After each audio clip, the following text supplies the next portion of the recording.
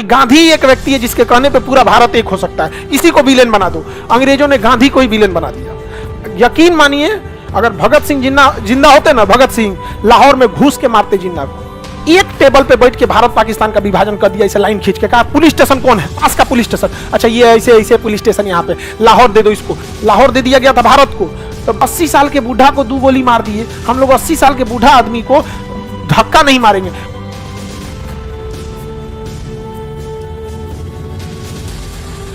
Myanmar का पुराना नाम बर्मा, ये 1935 में अंग्रेजों ने कहा कि इसे अलग कर देंगे और 1937 में अलग कर दिया। 1935 में कहा कि भारत से अलग करेंगे और 1937 में अलग कर दिया। और हम भारतीय 1947 में चुपचाप यह स्वीकार कर लिए कि म्यांमार हमसे अलग हो गया। म्यांमार हमसे अलग। शिक्षा जिस दिन छीन लेगा ना, तो जमीन पे बैठने वाले इंसान को भी लगेगा कि उसे किसी चीज की कमी नहीं है। समझ गए? चाहे जितना चौपट रहेंगे आपको पता ही नहीं चलेगा, आप जिंदा रहने को विकास समझेंगे।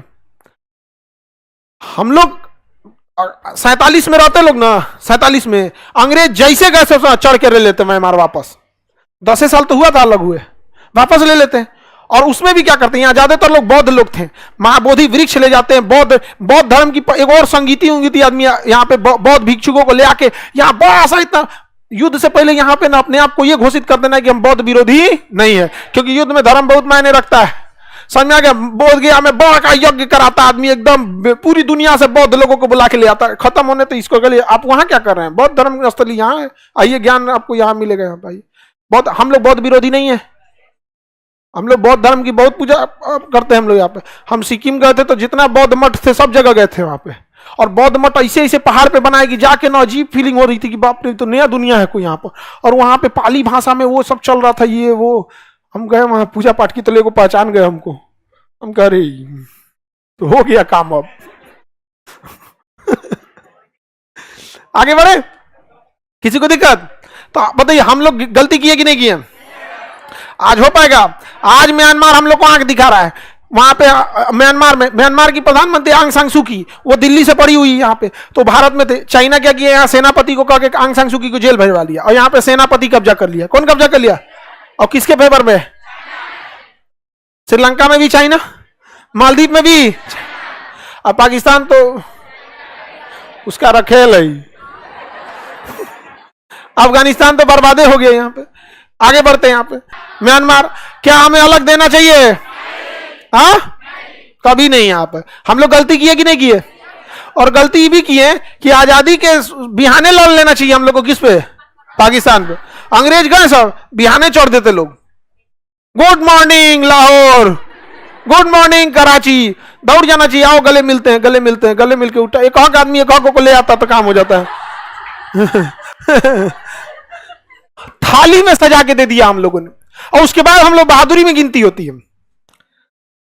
ये बताइए, हम लोग ये भी नहीं मानते हैं कि आजादी के वक्त हम लोग आजादी तो ले लिए, विभाजन क्यों होने दिए?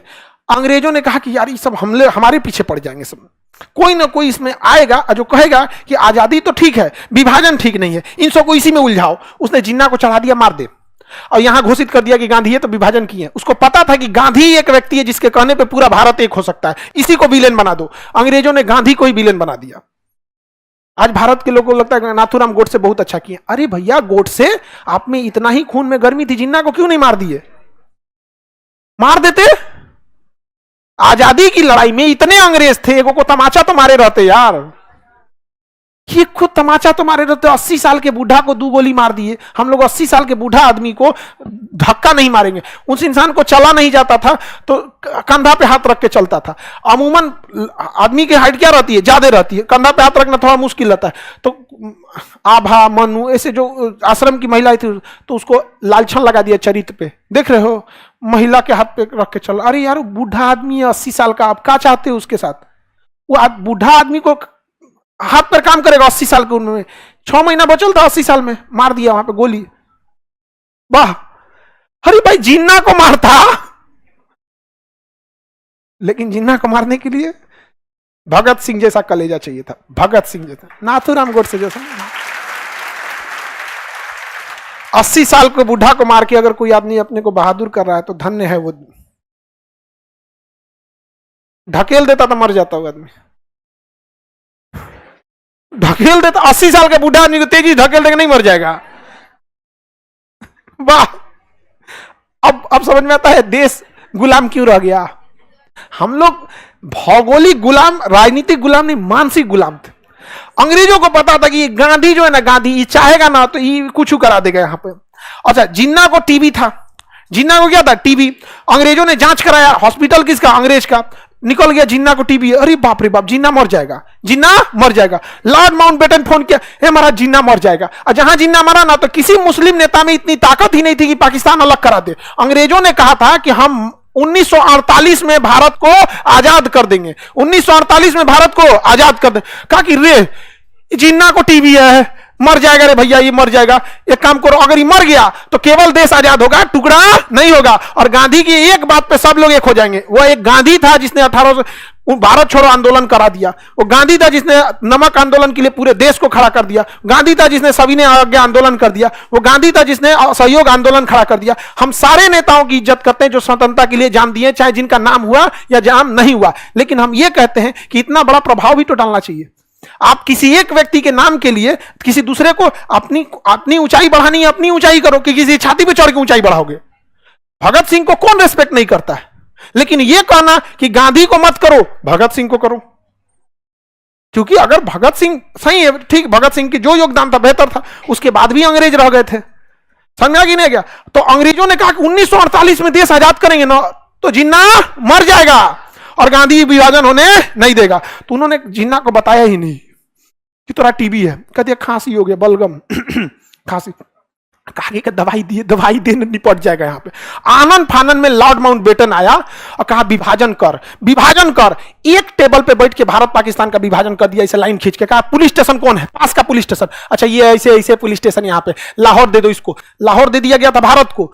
तो रेड क्लिफ को कहा गया कि पाकिस्तान में तो कोई शहर ही नहीं बचेगा। कहा कि नहीं बचेगा, कराची बचेगा।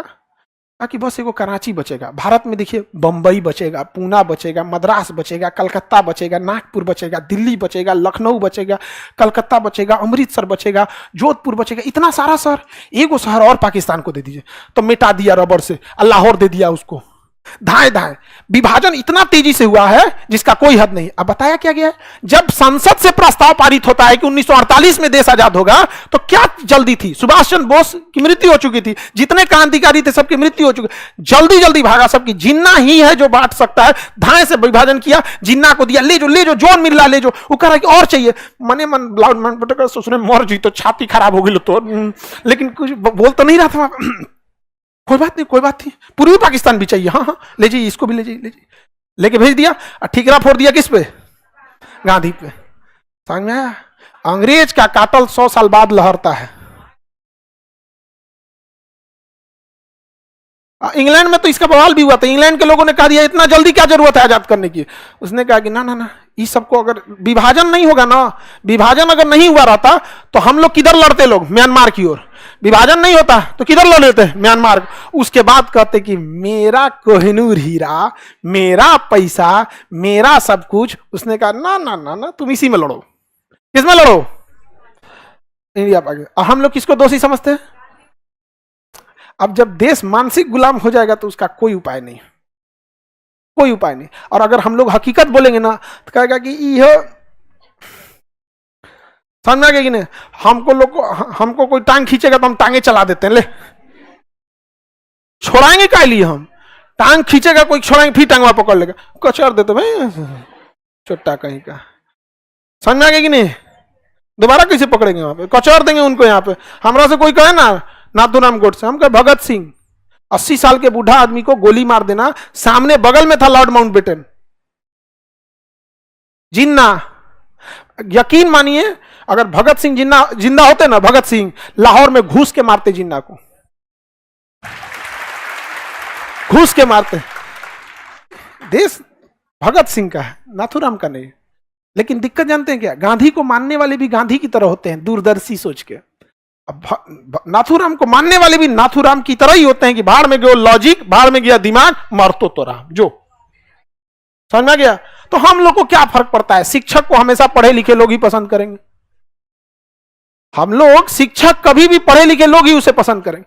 जिसके घर अशिक्षा है उसका सबसे बड़ा दुश्मन शिक्षा और शिक्षक है। है कि नहीं? तो उसको कौन कर सकता है? कोई दिक्कत नहीं। हमेशा याद रखिए, जिस तरह से भारत में चाणक्य ने चंद्रगुप्त मौर्य को बनाया, शिक्षक अपनी रक्षा के लिए अपने संरक्षक खुद बना लेता है। समझ आ गया कि नहीं आ गया? तो हम लोग को अपने लिए क्या दिक्कत है? कोई होगा आप लोग जवाब देने के लिए इनफ है? नहीं है?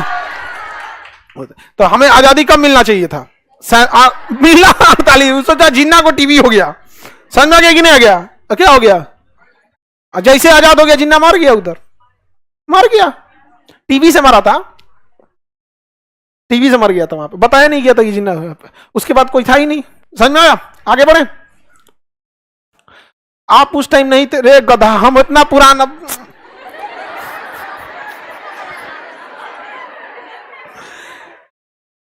विभाजन हो गया, यही इस बात का प्रमाण है कि नहीं थे। नहीं समझ में आया? नहीं तो बांध के हथियार नहीं हो रहता ना, तो ईद में गले मिलने जाते उससे। जिन्ना भाई,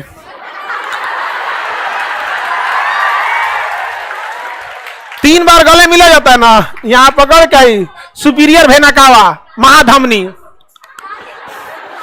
दांते पकड़ के घींचो, छोड़ा तुम, छोड़ा लेके चल जो, तू छोड़ा, छोड़बे ना करे आदमी। नहीं समझे? क्या करोगे? खूब से को मार दोगे हमको भी। कौन सा अमर होके आए हैं?